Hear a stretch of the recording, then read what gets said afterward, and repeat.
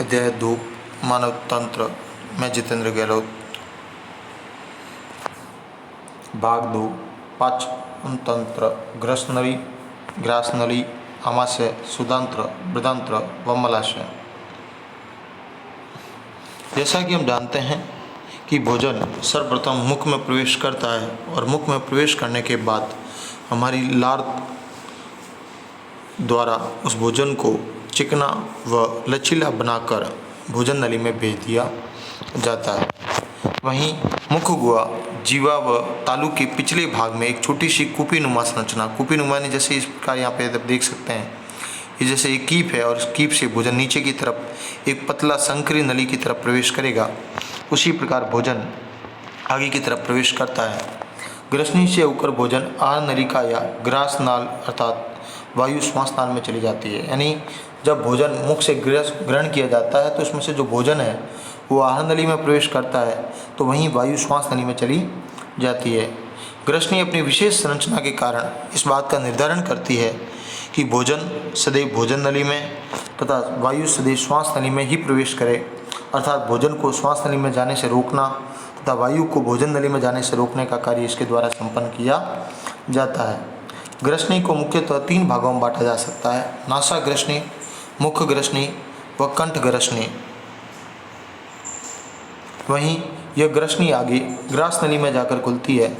Grass नली एक संकरी पेशीय नली है जो करीब 25 सेंटीमीटर तक लंबी होती है। यह ग्रसनी के निचले भाग से प्रारंभ होकर ग्रीवा तथा वक्ष स्थल से होती हुई मध्य पट से निकलकर उदर गुहा अर्थात पेट में प्रवेश करती है, जहाँ ग्रास नली में कुछ श्लेष्मा ग्रंथियाँ मिलती है। इन ग्रंथियों से स्त्रावित श्लेष्मा भोजन को लसदार बनाने में मदद करता है। ग्रास नली में उपस्थित भित्तियाँ भोजन को एक विशेष प्रकार की गति, क्रमानुकुंचन गति प्रदान करती है, जिसके माध्यम से भोजन आमाशय तक पहुँचने का कार्य करता है।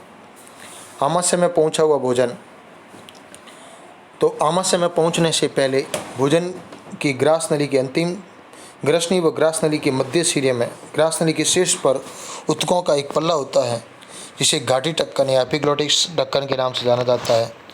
यह वही ढक्कन है जो इस बात का निर्धारण करता है कि भोजन नली में व श्वास नली में ही प्रवेश करे, और ये किसी भी अवस्था में भोजन को श्वास नली में प्रवेश करने से रोकने का कार्य करता है। आमाशय आहार नाल का ग्रास नली से आगे का भाग आमाशय के नाम से जाना जाता है।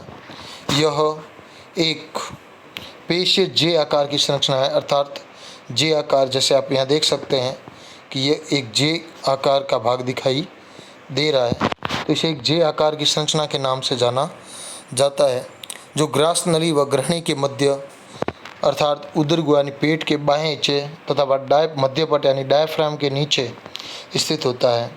ये एक लचीला अंग यानी कोमल अंग है जो 1 से 3 लीटर तक आहार धारण कर सकता है। आमाशय को मुख्य रूप से 3 भागों में बांटा गया है। जैसे जहाँ से भोजन प्रवेश करता है वो है जठरागम, जहाँ से भोजन शरीर से पुनः बाहर की तरफ चला जाता है जठर निर्गमी, और उसके बीच का ये भाग फंडिस के नाम से जाना जाता है, अर्थात जठरागम ये बायां बड़ा भाग है जहाँ से ग्रसिका आमाशय में प्रविष्ट होती है। वहीं जठर निर्गमी ये आमाशय का दाहिना छोटा भाग है जहाँ से आमाशय छोटी आंत से जुड़ा होता है। वहीं फंडिस भाग दोनों भागों के मध्य की संरचना है। वहीं आमाशय 2 अवरुदनी अर्थात संकोचक पेशियों द्वारा बना होता है, जिसके दोनों ओर पेशियाँ स्थित होती है, जहाँ पहली पेशी इस बात का निर्धारण करती है कि ग्रसिका व आमाशय को विभाजन कर ये भोजन को पुनः आमाशय से विपरीत दिशा में यानी नीचे से ऊपर की तरफ जाने से रोकती है, क्योंकि आमाशय में आने के बाद भोजन अम्लीय हो जाता है और उस अम्लीय भोजन को पुनः ग्रसनी में जाने से रोका जाता है। वहीं जठर निर्गमी अर्थात अवरुदनी आमाशय के अंतिम भाग में स्थित होती है, जो आमाशय व छोटी आंत को विभाजित करती है, अर्थात उसे 2 खंडों में विभाजित करती है, और ये इस बात का निर्धारण करती है कि भोजन आमाशय से छोटे छोटे पिंडों के रूप में अर्थात छोटे छोटे टुकड़ों के रूप में ही आगे प्रवेश कर सके, सुदांत्र में प्रवेश करे। वहीं छोटी आंत पाचन तंत्र का एक महत्वपूर्ण अंग है। जो आमाशय के जठर निर्गमी भाग से शुरू होकर बड़ी आंत पर पूर्ण होता है। मानव में इसकी करीब औसत लंबाई 7 मीटर तक होती है। तो आहार नाल के इस अंग द्वारा ही भोजन का सर्वाधिक पाचन व अवशोषण का कार्य संपन्न होता है। जैसे कि आप इस चित्र में ध्यान से देखेंगे तो ये जो पीले रंग की जो नली दिखाई दे रही है, बीच वाला ये जो भाग है, यह पूर्णतः भाग ये सभी शुद्धांत्र के नाम से जाना जाता है। वहीं बाहर जो ये लाल रंग की संरचना दिखाई दे रही है, ये बृहदांत्र के नाम से पहचानी जा सकती है। वहीं ग्रहणी आमाशय से जुड़ा हुआ ये छोटी आंत का पहला व सबसे छोटा भाग है, जो भोजन के रासायनिक पाचन में सबसे महत्वपूर्ण भूमिका निभाता है। वहीं अग्र शुद्धांत्र ये छोटी आंत का मध्य भाग है। यहाँ से ग्रहणी में पाचित आहार रस का अवशोषण होता है। तो वहीं अवशोषण का कार्य विशेष प्रकार की कोशिकाएं, जिन्हें आंत्र कोशिकाओं के नाम से जाना जाता है, के द्वारा संपन्न होता है। वहीं शुद्धांत्र ये छोटी आंत का अंतिम भाग है, जो बड़ी आंत में जाकर खुलता है। यह भाग उन पोषक तत्वों अर्थात विशेष रूप से पित्त, लवण व विटामिनों का अवशोषण करता है, जो अग्र शुद्धांत्र में अवशोषित नहीं हो पाते। यानी आप ये कह सकते हैं कि जैसे यहाँ पाचन तंत्र है, तो इन दोनों का जो जॉइंट है वह ग्रहणी, बीच वाला भाग अपन कह सकते हैं अग्र शुद्धांत्र, और वहीं सबसे अंतिम भाग जो यहाँ पर स्थित है, इन्हें हम इसके अंतिम भाग के रूप में जानते हैं, जिसे फंडिस अर्थात शुद्धांत्र के नाम से जाना जाता है। शुद्धांत्र आगे बृहदांत्र में जाकर खुलता है। शुद्धांत्र आगे बड़ी आंत से जुड़ा होता है। यहाँ कुछ विशेष प्रकार के जीवाणु पाए जाते हैं। ये जीवाणु छोटी आंत से शेष बचे अपाचित भोजन को किण्वन प्रक्रिया अर्थात सड़ा गला कर नष्ट करने की प्रक्रिया द्वारा सरलीकृत कर पाचन करता है।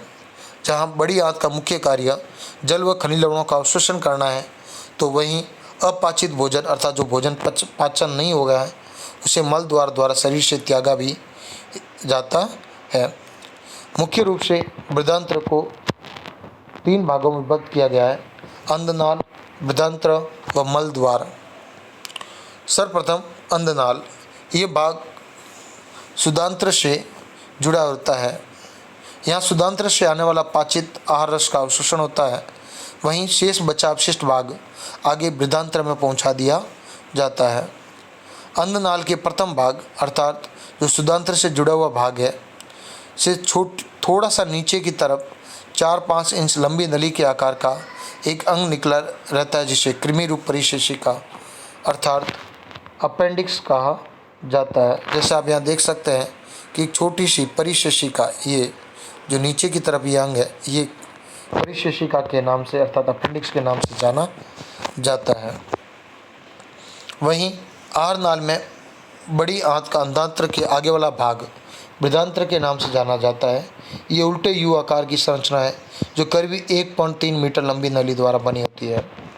इस 1.3 मीटर लंबी नली को 4 भागों में विभक्त किया गया, जिसमें आरोही बृहदांत्र करीब 15 सेंटीमीटर लंबी नली से, अनुप्रस्थ बृहदांत्र करीब 50 सेंटीमीटर लंबी नली से, अवरोही बृहदांत्र करीब 25 सेंटीमीटर लंबी नली से व सिग्माकार बृहदांत्र करीब 40 सेंटीमीटर लंबी नली से बना होता है।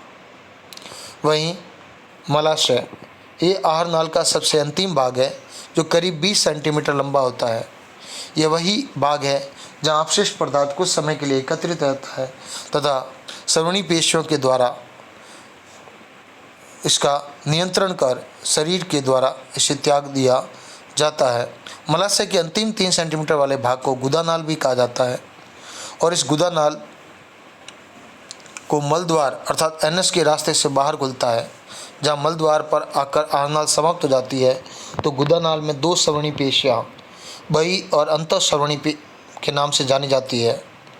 पाचित आहार रस के अवशोषण के पश्चात शेष रहे अवशिष्ट पदार्थों को बाहर निकालने की प्रक्रिया भी इन्हीं श्रवणी पेशियों द्वारा नियंत्रित की जाती है। वहीं मानव तंत्र जितेंद्र गहलोत भाग 3